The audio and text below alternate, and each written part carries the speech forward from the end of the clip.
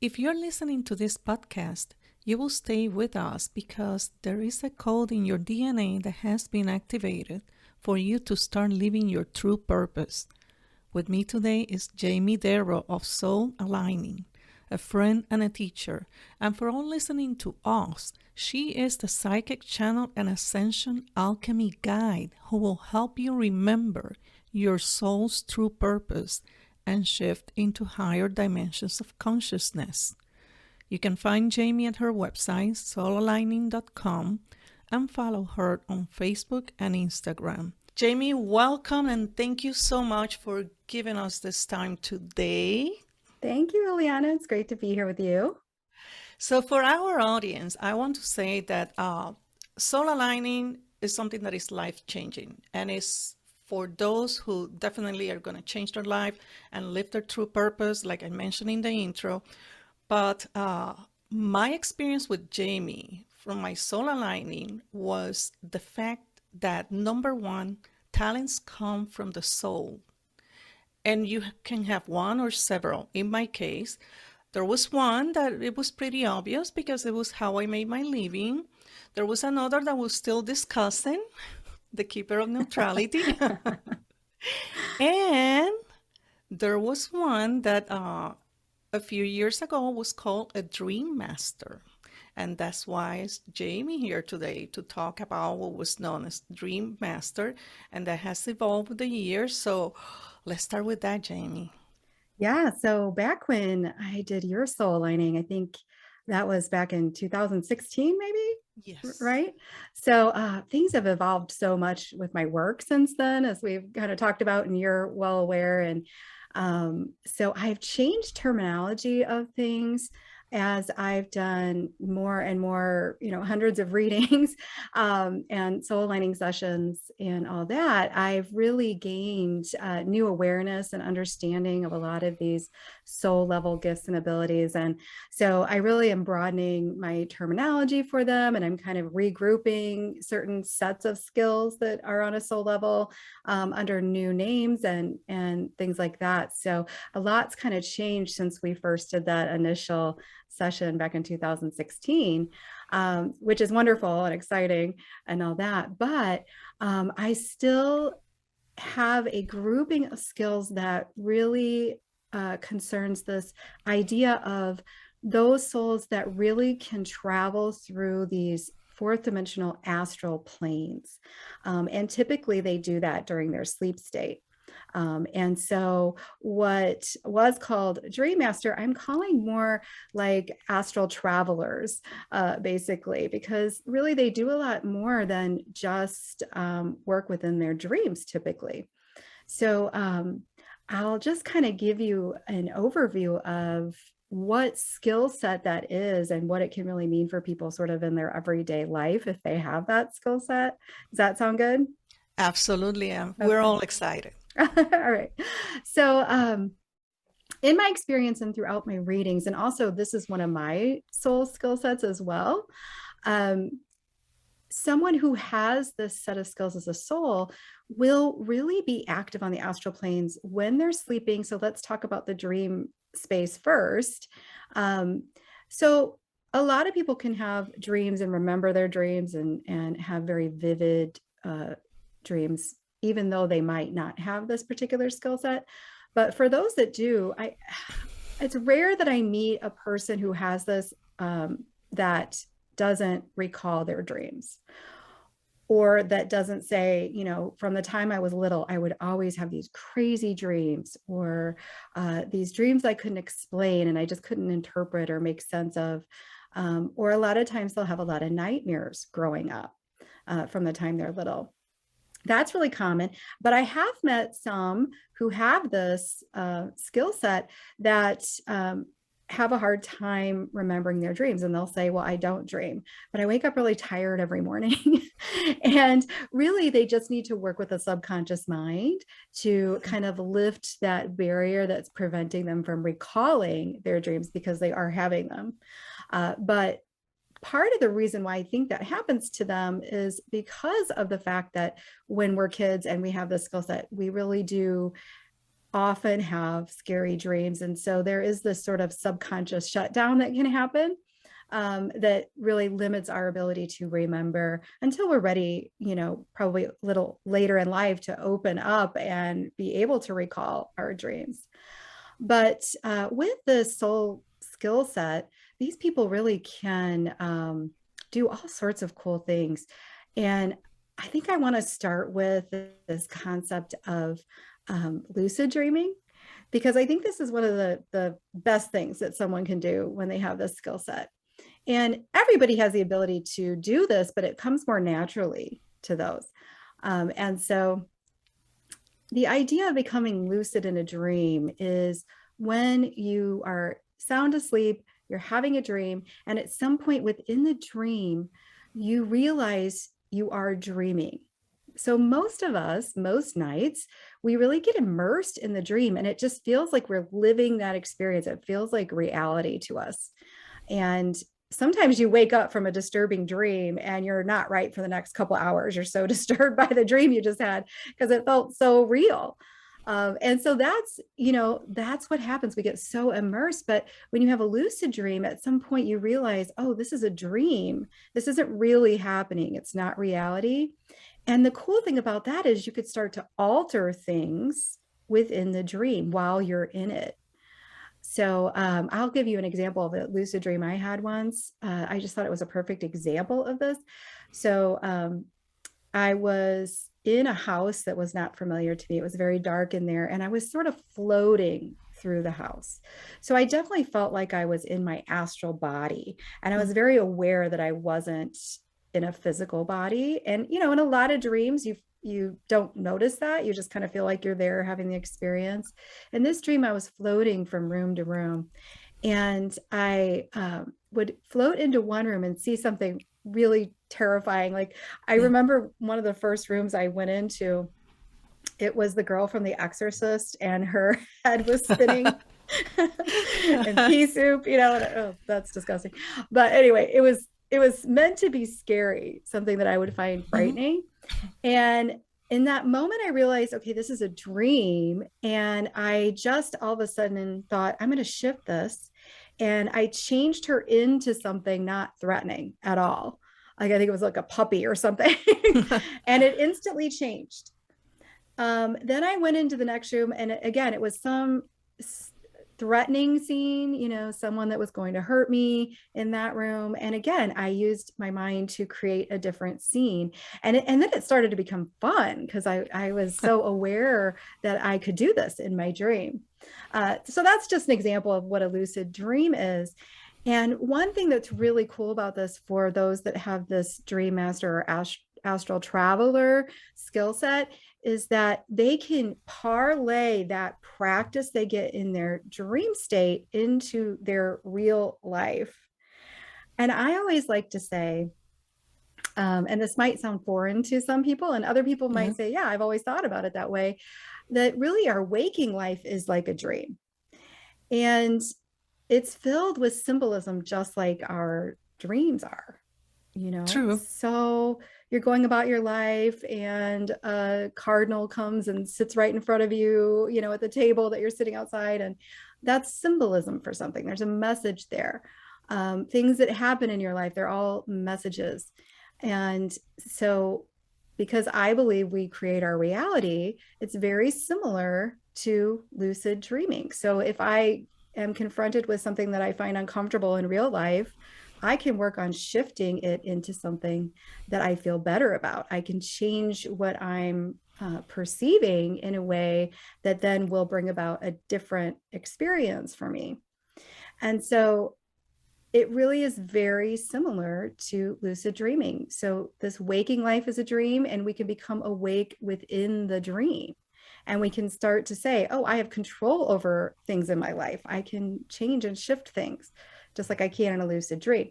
So that's something that I think all people with a skill set have the ability to do, that would be a little more natural for them. So I think they tend to be better at manifesting things in their everyday life because of this.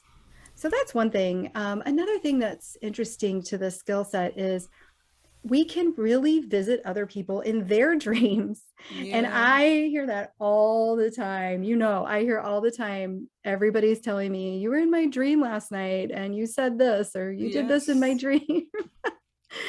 And do you ever hear that from people that you were in their Oh, dreams? um, I have visitors in my dreams, and I've been in dreams of people that I don't know in the awakened hours. In the waking hours, I had dreams in which I am seeing, I see the whole movie. I know how it's going to end. I see details about who these people are. And I always wake up thinking, how is this any of my business? Yeah, So that's a good point. is that one of the things that dream masters come to you with, aside from when it's people that you know, what were you doing in my dream, or what was I doing in your dream? Is what is it with all these people and faces and places that I don't know about? And it's like Yeah. I'm directing this movie from Yeah, beginning to and I've end. had that experience too, where I will be just watching people do things in my dream, different things, just random mundane things, and I don't know them. I had not met them in this lifetime. I don't recognize them, and I'm just sort of being an observer. Or if I do have interaction with them, it's sort of minimal. But what I see for those people that have this soul skill, but also are here as teachers, or they're here to help work with those different people on the astral plane, they will do it during dream time by visiting other people's dreams. So, for example, I work as a spiritual teacher. And so I have people lots of times, even people I haven't met yet that end up being a client of mine, will say, I was visited by you in a dream and you said XYZ and that led me to this. And now here we are, or Yes. but it's always like I'm sort of working with certain people that I feel my soul is intended to work with. And if it's easier for me to work with them through their subconscious in a Yes. dream, then that's what will happen. So a lot of times this is why dream masters or astral travelers will sort of wake up and feel tired, even after a full night's sleep, because you really are sort of on the clock when Yeah. that happens. You start a Uh, second shift. yeah. That's your second shift. That's why every night I said, tonight I'm not working. Yeah. And so it's really important. There's a lot of other people that are here right now incarnated that are light workers that are really here in part to help raise the vibration within the fourth dimensional space. And so maybe I should explain a little bit about what that is for people that don't Absolutely. know. So with our, physicality, our body and our life and everything physical around us, that's really in the third dimension. And then our energy body or our astral body begins in the fourth dimension. So it's basically just a faster vibration of energy that is fast enough that it's not perceived as physical. So it's the first non-physical realm. And so we have our energy body, we have an emotional body, and we have a mental body. And so if someone says they can see your aura, that's what they're seeing, is your mental and emotional body. And when we go to sleep, what happens is our consciousness and our astral body starts to travel. And it can go different places. But a lot of times for most people, their astral body, it's kind of like your consciousness goes to sleep, right? Your conscious mind shuts off and then your subconscious mind takes over. And so your subconscious mind sort of leads you through these different astral planes within that fourth dimensional space. That's where most people tend to stay during their sleep when they're dreaming. They're within that fourth dimensional space. And there's different sort of layers or astrals within that space. And it's all based on frequency. And so if we look at different emotions that we have, and remember, our emotional energy body is really going to be at play here during our sleep state as we are going into that fourth dimensional space. And so let's say you're someone who is dominantly fearful. You have a lot of anxiety and fear or worry or depression, things like that. Likely when you go to sleep, you're going to go into that fourth dimensional space, but you're going to really resonate with one of those astral layers that has the same dominant vibration. So within that fourth dimensional space, there's all of this energy and spirit energy and emotional energy and mental energy within that space. So because we're always transmitting energy and emotions, when we have a strong emotion, it goes somewhere and it doesn't just disappear. It goes into this fourth dimensional place and it really groups together with other energy like that. So for example, there's, say you go over a bridge or something, and all of a sudden you start to have a panic attack. You're probably tapping into all the other fear from all the other people as they were traveling over the bridge. If they have a phobia about that or whatever, it's all still there in this fourth dimensional space. And it just kind of like matches like. And so, if you go to sleep and you have that dominant vibration of fear, you're going to go into an astral plane. You're going to interact with other energies that also have that fear-based vibration, and then you'll most likely have a scary dream. Okay, because that's how you're interpreting that energy that you're interacting with within that fourth dimensional space. So that's what nightmares are made of. Mm-hmm. That's what nightmares are made of. Yeah. So it's, if you really are having nightmares, you really want to take a look at, oh gosh, maybe there's some things I can shift throughout my day, just with my thinking. Are there things I could focus on that would bring a little more happiness to me versus fear and anxiety? Can I calm that throughout the day?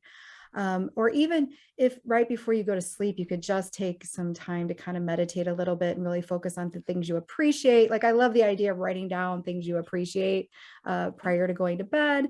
That'll get you into a different vibration, and that should help with some nightmares. But also, there are people here that are their soul work, really, and a lot of them are mediums, is to clear up that fourth dimensional space. So sort of transmute some of that lower vibrational energy into a higher vibration. Really? They had their job cut out for them. Yeah. Because there's also a lot of spirit energy there, and it's a lot of stuck spirit energy. So when we talk about earthbound spirits or ghosts or anything like that, they really are energies or consciousness that has stayed within this fourth dimensional space or plane of existence rather than transitioning into higher dimensions as they should. So they get kind of stuck there, but they don't belong there. That's not where it's fragmented soul energy that's stuck in that plane. And so those that come here, with sort of a mission, whether they know it or not, to clear up that plane, a lot of times they'll have this soul skill set. And so I myself have had many dreams where I am, and I'm in good control of my dominant vibration and my emotions all the time.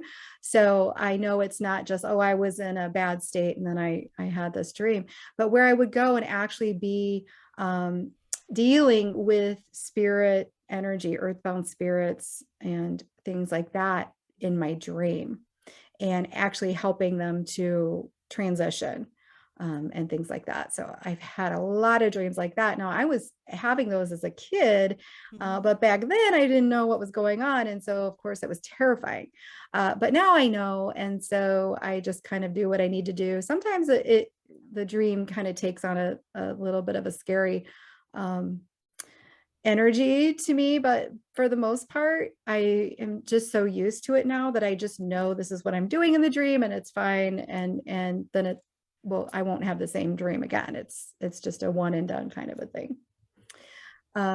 So that's a whole different sort of level of how to use the skill set. Not everybody is here for that reason, but they could also have the skill set for other reasons.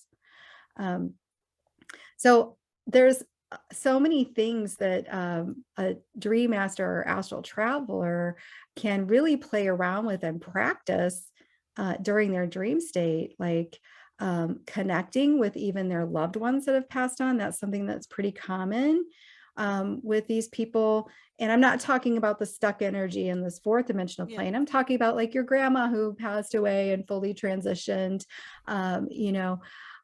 They will visit you a lot of times in the sleep state, because they will visit you in the waking state as well, or in meditation, but most people don't give themselves the space for Yes. that. So if you're someone who is busy all day long and you never take time to meditate, or you just can't get to a place where you've quieted your mind, it's really hard for our loved ones in spirit or spirit guides to sort of Yes. get through, because we have so much static going on in our minds. And resistance.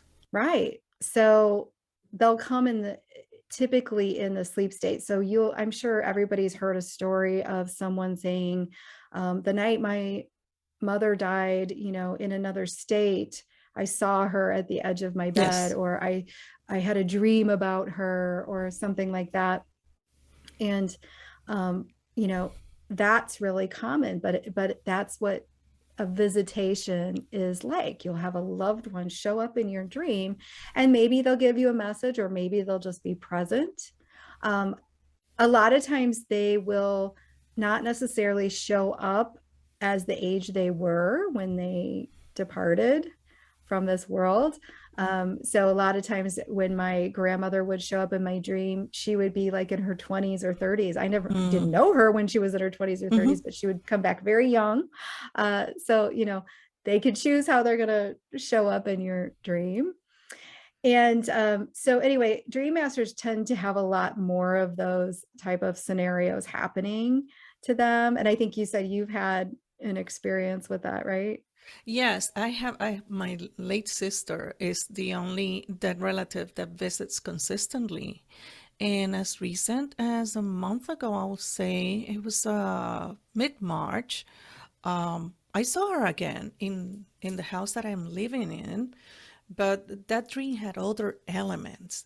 It was yes, still the last part of winter, but the backyard was in full bloom. And I could look around and see, but this is way too early. We're still in winter time, and everything is in full bloom. The hydrangeas, the roses. There was even ground cover that I don't have in this house. So my sister was here, and the house was somewhat different. It had a combination, and I explained this in other episodes, from in the kitchen, it was a series of kitchen dreams for like a couple of weeks. Mm-hmm. It looked like the kitchen was being remodeled, but the bottom cabinets were new, like the current trends, and the upper cabinets, the wall cabinets, were dated and old. And I was looking at my surroundings and I was like, what the hell I was thinking? Why didn't I do the whole thing? Because that's how I do things in my waking hours, is to finish everything. It was being remodeled, apparently from the bottom up. And there were other people there that were my neighbors, but not the neighbors that I have right now. But yeah, consistent with my dead sister that visits, I don't know, every so many years. So I'm going to guess this was the year's visit, but she never speaks in the dreams. So I don't know how many people have the experience of visitations that are physically mute, because there's some exchange of energy. There has to be. Right. Yeah, But you're there's not. getting the messages actually when she shows up in your dreams. All the symbolism of the kitchen and all this around there is really energy that she's bringing in. So she's communicating in that way, really. That's not uncommon to have visitations where the visitor does not speak in a dream. But you'll know when it's a visitation. If any of your loved ones that are departed show up in your dream, I'm almost 100% sure it's a visitation. I mean, it really is. It's they're connecting in with you energetically. So, whether they have a message that they're verbalizing in the dream or not, they're there and they're contributing to the energy, and the message is going into the subconscious. So always remember that even if you don't understand a dream, or you don't get a specific message from a loved one that's visiting you in a dream, everything is being processed in the subconscious mind. So it's all banked there. And then usually what'll happen is your soul, your higher self, along using the subconscious mind, will sort of find a way to play it out in your real life. So it's not necessarily going to look like what happened in your dream, but the message will come back up again. So you'll get it in some way or another, just in your everyday life. And you may not even connect it to the dream that you had, but it's all there. There's never a lost message from a dream, even if we don't remember or interpret them. It's always embedded within the subconscious mind.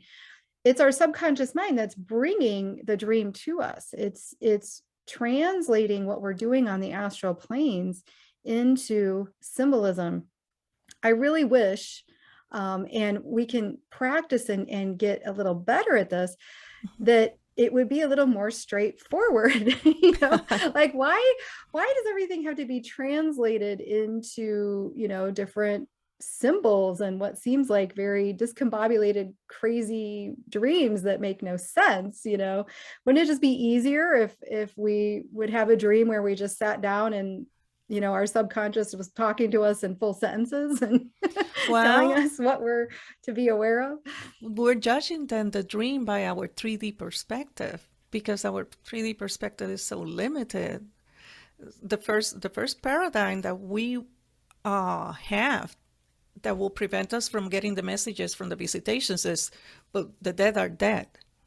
So that's why we cannot judge the dreams from the 3D aspect. I enjoy the symbols because I'm wired to study and to learn stuff, and I find it fascinating. So a lot of people like the clues. It's like little clues or breadcrumbs. Yeah. But I also have had dreams that were very straightforward, and I did get a very clear message. And those are the ones that are so powerful that I sort of remember them, for a long time. And one visitation that I had was back in, I think it was like 2000. I had a friend who died. She was quite a bit older than me. Actually, she had a daughter that was around my age, and she died unexpectedly. And so I found out about it, and that night I had a dream, and she came into my dream, so I could see her in my dream, but she didn't say anything to me. The next day I called her daughter to talk about memorial plans and things like that. And her daughter said, I just wanted to tell you that I had this dream the other night, and my mom's other friend had the same dream the same night. And my mom showed up in the dream, but she didn't talk. So we all three had the same dream, where she just appeared to us, but she didn't communicate. That's common. It's even more common right after someone makes their transition. So if you think about it, you're moving between the physical realm and the non-physical realm when you make your transition, through the death experience. And it's just a transition that you're making. But now all of a sudden, okay, you don't have vocal folds anymore to communicate, So now you have to sort of get back to remembering how to communicate while you're in non-physical form. And so a lot of times right after someone dies, they don't necessarily right off the bat start visiting you in dreams and being able to communicate with you that clearly. So it's, for some, it's sort of a process of learning how to do communication without the physical body anymore. And that's why, we tend to get signs or things like that from our loved ones, versus them showing up in our living room, to visit us or whatever. That happens a lot. But I found it interesting that all three of us had the same exact dream, really around the same time. So that's the other thing. So within the astral planes, there is no time. Yeah. And when you hear about people that have near-death experiences or out-of-body experiences, they'll say, oh, I started lifting up out of my body and I could see my body laying there. And then all of a sudden I had a thought, and the next thing I know, I'm across the country visiting my sister.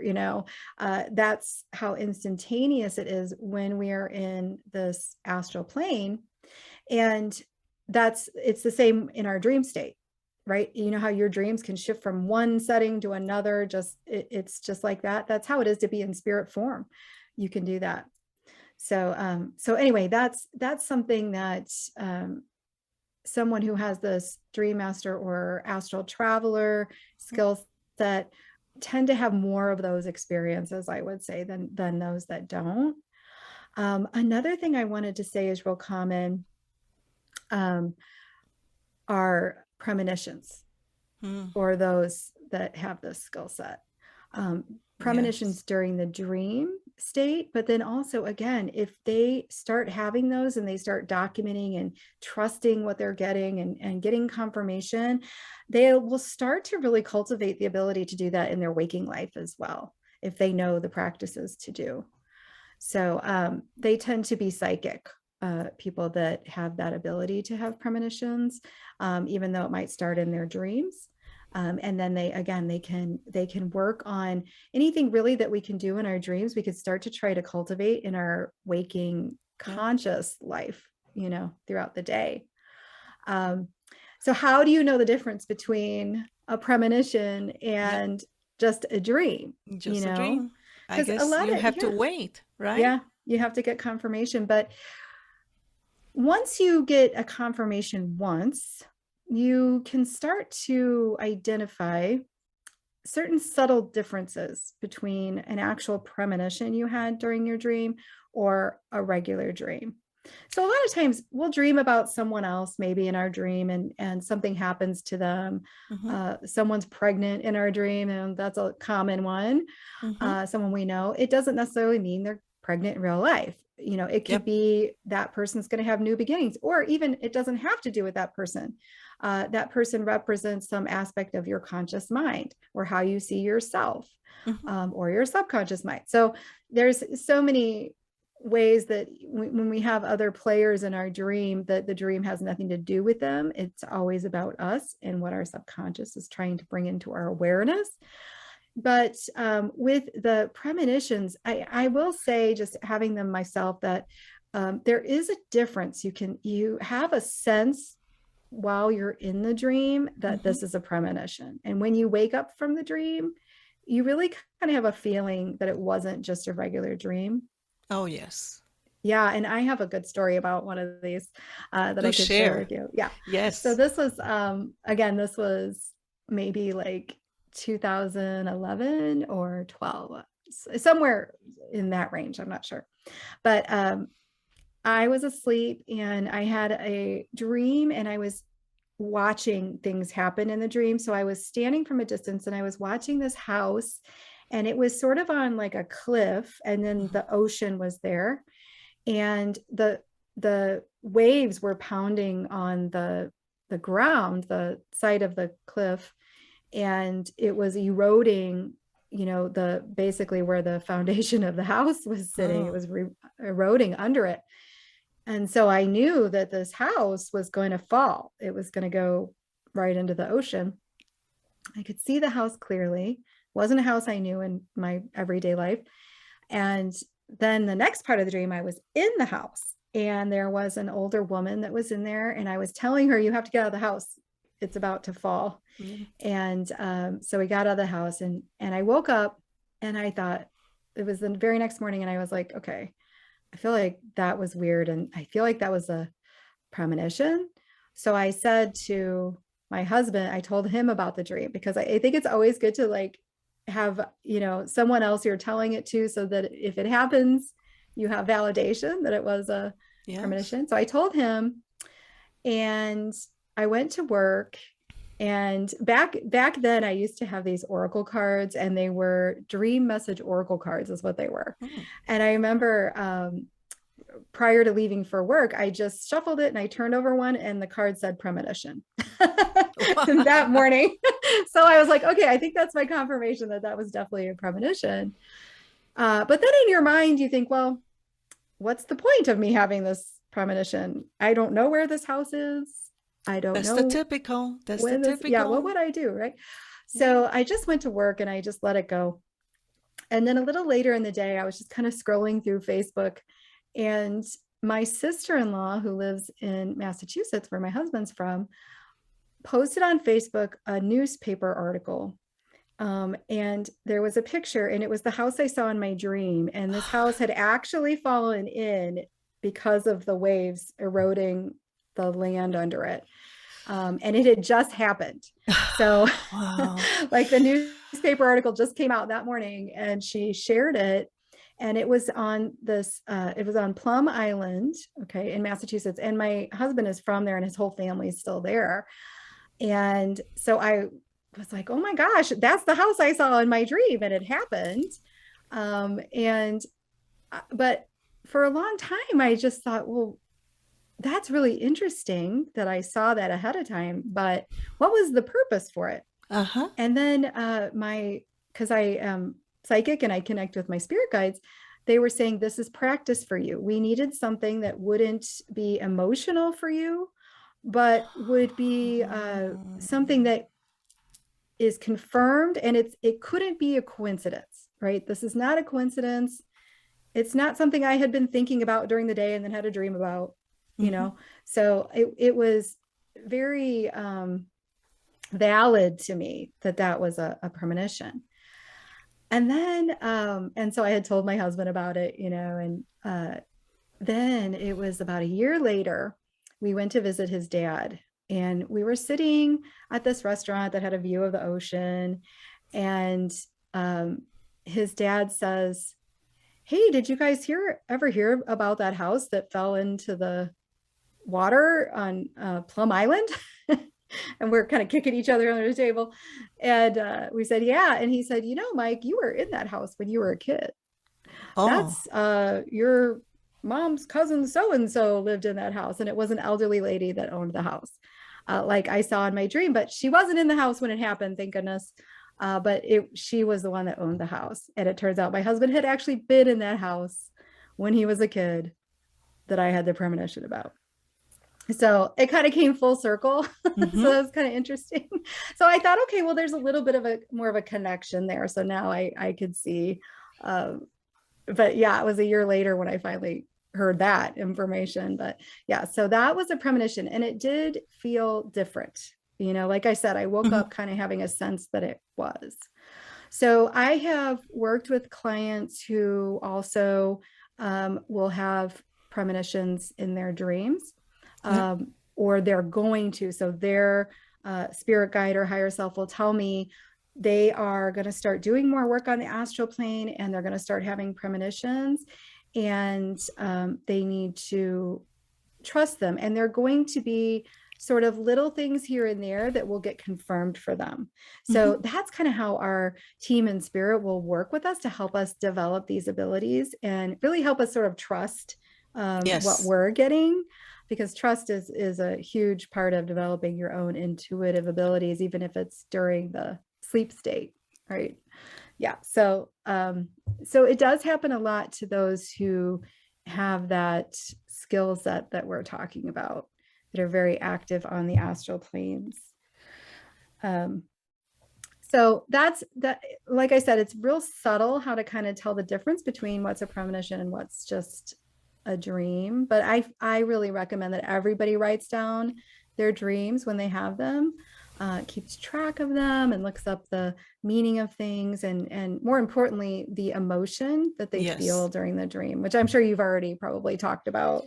We have mentioned that in previous episodes, that it's important to, first thing when you wake up in the morning, go to your dream journal, or if you don't have time to write, that's where the cell phones come in. There's a ton of recording apps that are very good. And the second thing is, don't try to analyze at the same time you're speaking. Just put it out there with no judgment, and revisit it later. Right.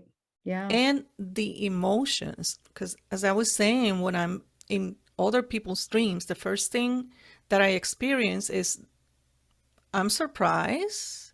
I feel sort of intrusive because what am I here if this is not, I mean, that kind of selfishness from the 3D, we carry it to that plane. Like, this is none of my business. I try to stay in my lane. Why am I here? And that brings me to another question that many people might have is how the dream or astro masters help other people. Well, it just depends because, I mean, really, you have to understand that on a bigger scale, we have a lot of spiritual agreements with other souls that we may not be aware of through the conscious mind.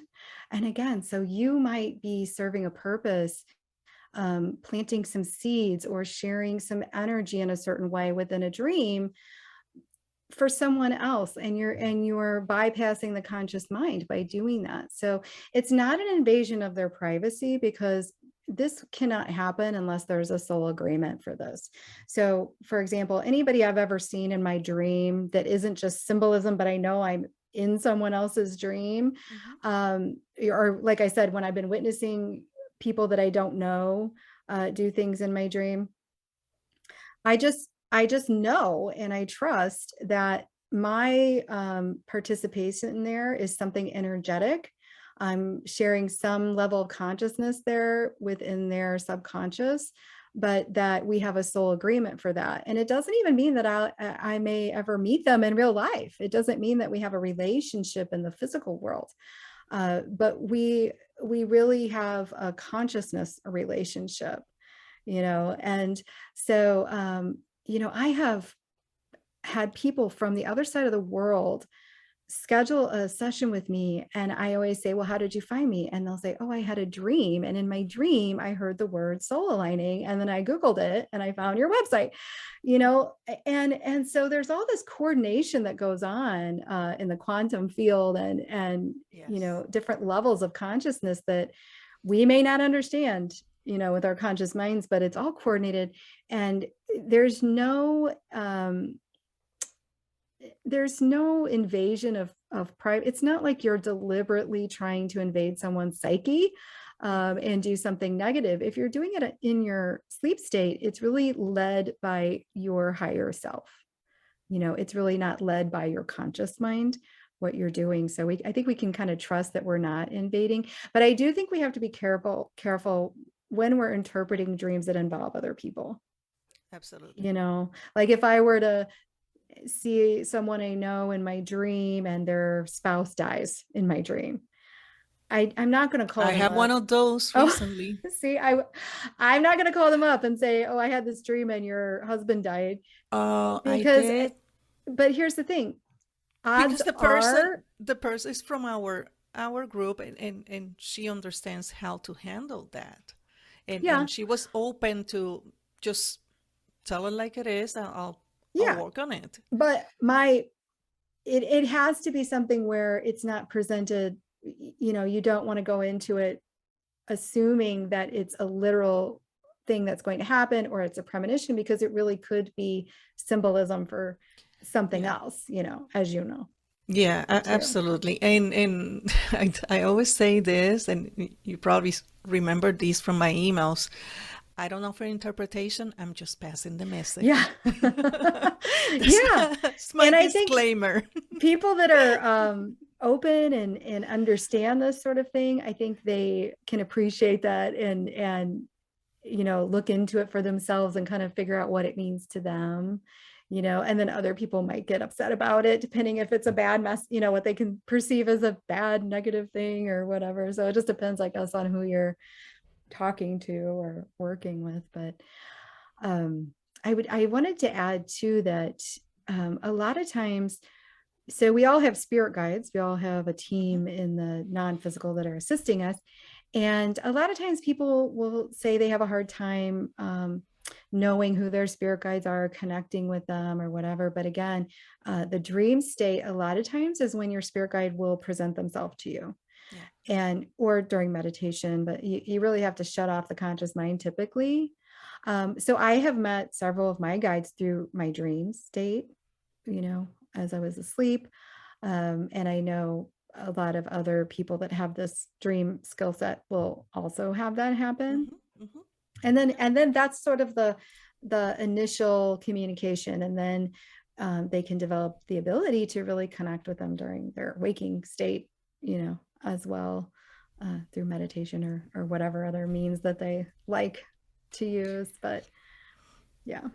I think that aside from giving a message, as in a verbal form, they can also show you what you're capable of and Mm-hmm. your abilities. I had a dream, just to use the term loosely, in which I was taken outside of my bedroom and thrown back into the building. And I thought, I'm going to die because I'm going to crash against. But no, I walked through walls.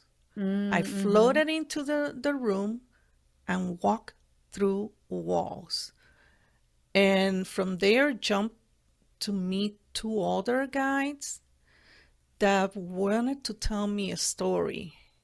Hmm. So again, it's not about the verbalizing a sentence or an idea. Is these are the capabilities. And in the astral plane or in those other layers of energy, there's no physicality, there's no time, so there's no reason to have this fear that Mm-hmm. your physicality is going to end or prevent you from doing things because you can Yeah. walk through walls if you And want to. what you're talking about really sounds to me like an out of body experience, because that that's really common when people have those.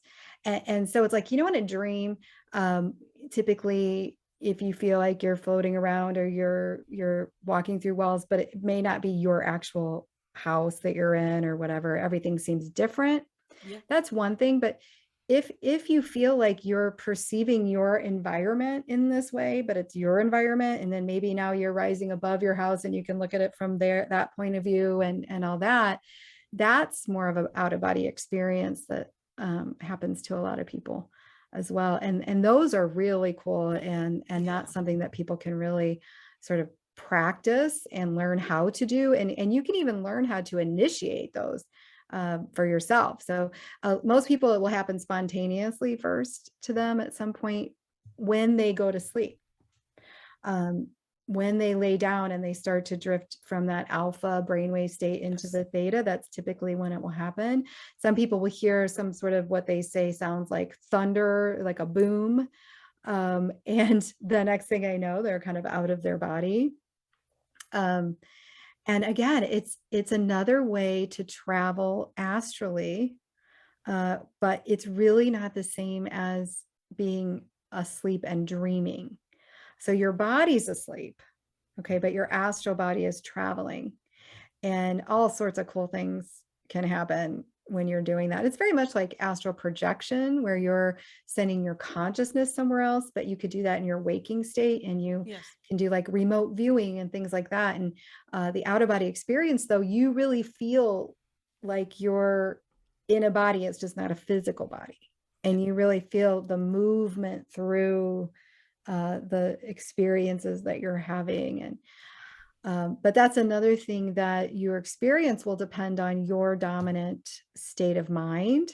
So if you do have a lot of fear, you're going to, in that out of body experience, come into contact with maybe beings or situations or anything really that your mind can create that's Yeah. going to reflect that fear or anxiety to you. But if you are someone who has the ability to do that, and you can set your intention that I want to meet with my spirit guide using this technique of out of body experience, or I want to travel to the star Sirius or to Mhm. the Pleiades or whatever, you could do that and have a really crazy, miraculous type of event happen for you.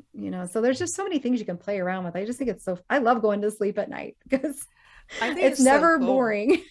Yeah, I think it's so cool. There are nights that I say, I would like to go to a fun place. And I find myself like flying myself here. I was like, well, this was not exactly how I meant it. Not with the trouble of operating the aircraft or whatever is it. I wanted to be taken there. Just be there. Yeah. Yeah, not like, oh yeah, this is a cool ship or whatever, but I didn't want to do the work. Yeah. Oh, But you know what? That's possible to just be there, just be but wherever. But I have to say that in reviewing your readings for me in the past, I found something yesterday that you did prior to my soul aligning. That was the manifestation formula, and it's 7 aspects, if I remember correctly. And my soul is the how. It's more about the how and the process than the outcome. So Hmm. I guess that explains that Yeah, how is I important. just remember getting the sense that you are a soul that's here wanting to try so many different methods and processes of doing things and really enjoying that part of the journey. Yeah, and not just getting to an end result. It's the journey that's really interesting and trying different things and all that. Yeah. Oh yeah, and I try it a lot. Oh, this has been an awesome conversation. We touched on the lucid dreaming, the dream masters now, the astral masters, and I do have one more to kind of bring it full circle Mhm. to your specialty and what you do for the people that come your way is the astral master. How are they when not aligned versus aligned? Oh, that's a good question. So yeah, I really what I do is I teach alchemy. I teach people how to get back to their authentic soul nature versus, um, having our ego kind of run the show and have us be really what we're not. And so getting back to that nature of who we are as soul is that's being in alignment, you know. So when we get out of alignment, we're really not tapping into our abilities as we can. And so that's one thing. If someone has the skill set and they're not in alignment in different, it doesn't have to really have to do with that. It could be in any life area if their energy is very fragmented and distorted and not in alignment and centered.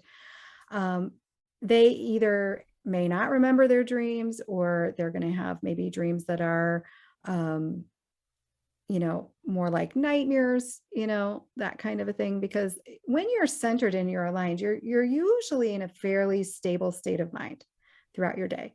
You maybe are more focused on appreciation and abundance and well-being and all that. When you're out of alignment, that's when we tend to feel stuck.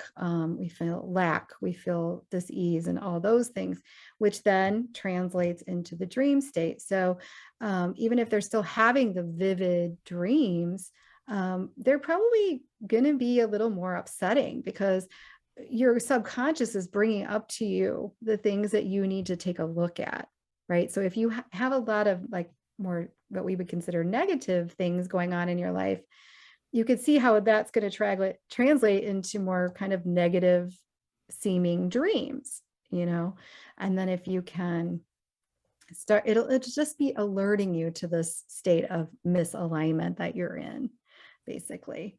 But once you really can start to get back into alignment and really raise your vibration, your sleep state could be a really important and fun and interesting and valuable state for you to be in. So, um, I mean, like I said, I love sleeping and being able to work in the astral planes and all that. So I hope that answers your question. Absolutely. And for those in listening to us, reach out to Jamie, soulaligning.com. I believe your spiritual alchemy class is open at the Mm-hmm. moment. Yeah. So start with your soul aligning reading and jump into that because this is truly life changing. Jamie, thank you Thank you. so much for Thank sharing this you. time with us. My And pleasure. I'll see you around. And until then, sweet dreams.